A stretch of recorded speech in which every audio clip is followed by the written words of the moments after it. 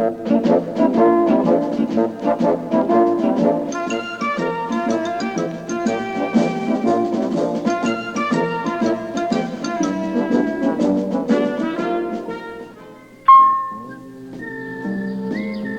was summertime in Tum Tum.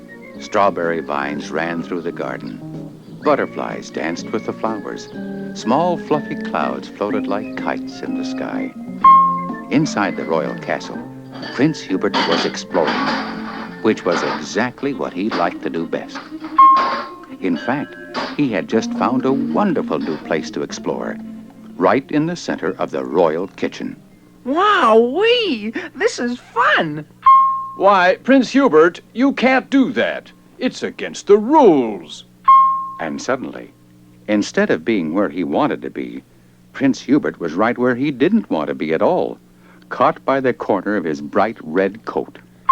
How can we make vegetable soup if you're inside our soup pot? It's against the rules. And with that, Hubert found himself on the other side of the kitchen door. If it weren't for rules, if it just weren't for rules.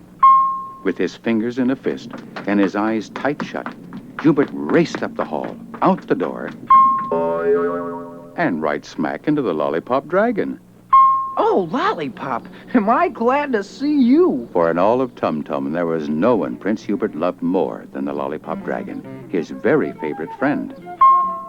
Why, Prince Hubert, what a wonderful surprise. You're just in time to help. We're going to have a pie-eating contest. Everyone is going to come and eat pies and win prizes. All we need to do now is decide on the rules. Yes. Hubert, help us with the rules. Oh, no, not rules. If it weren't for rules, we could all have a lot more fun. Hubert shuddered a terrible, shivery shudder and sat down. Rules indeed, if it just weren't for rules. But without rules, how can we have a contest? We can. I know we can. And we will. Well, well, well. A contest without rules. And since no one asked him what he meant by that, that's all the Lollipop Dragon could say.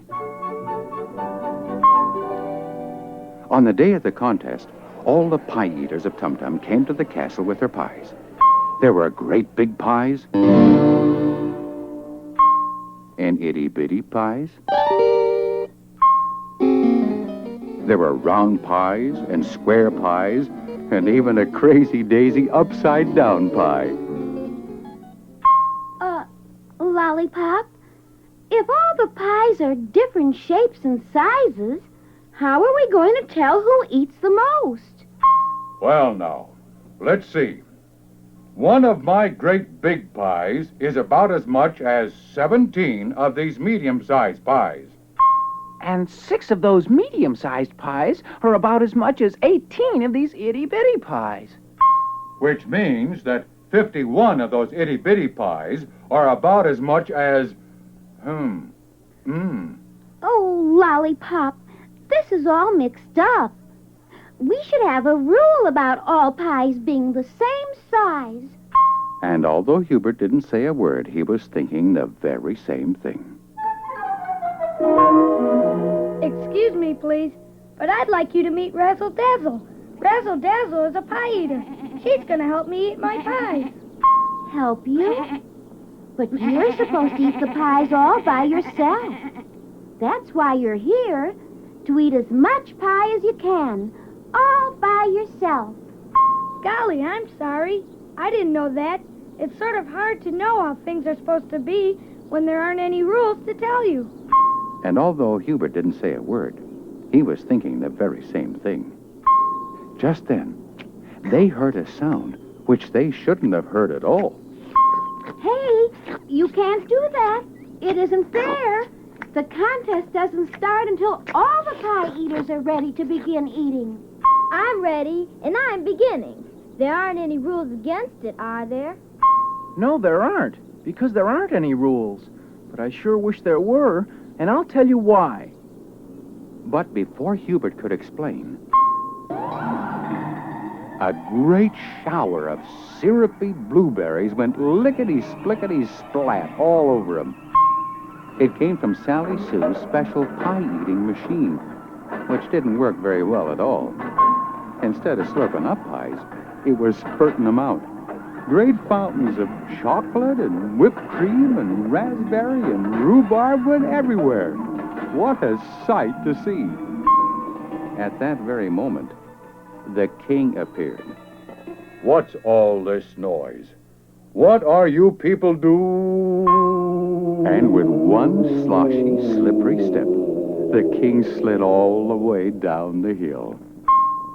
I pronounce this contest absolutely and positively impossible. I think we need some rules, Father. Most decidedly. Most definitely. Before you eat another bite, you need to know what's wrong, what's right. Enough of all this sorry mess, which is the height of mixed upness. You need to have things safe and fair, and so you will, once rules are there. The story stops here for a while so that you can help think of rules for the pie-eating contest. What rules do you think there should be? Turn the projector off while you talk about what rules are needed and why. Then turn the projector back on and see what happens next.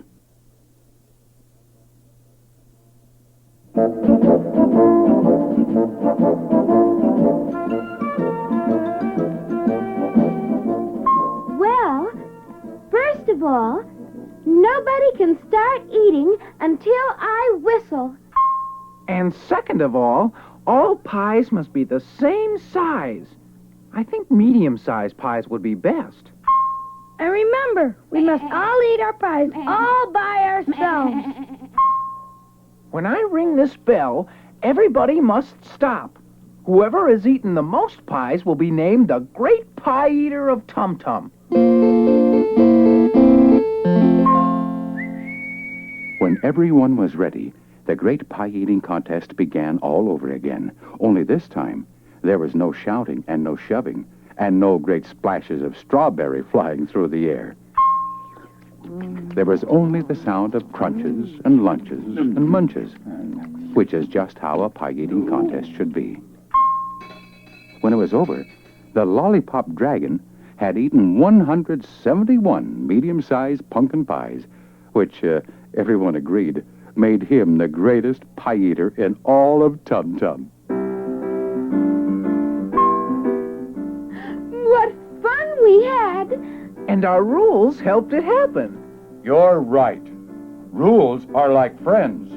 It's really hard to get along without them. We've all known about dragons ever since we were 4. Wearing green clothes, breathing fire through their nose, and a big ferocious roar. We've all known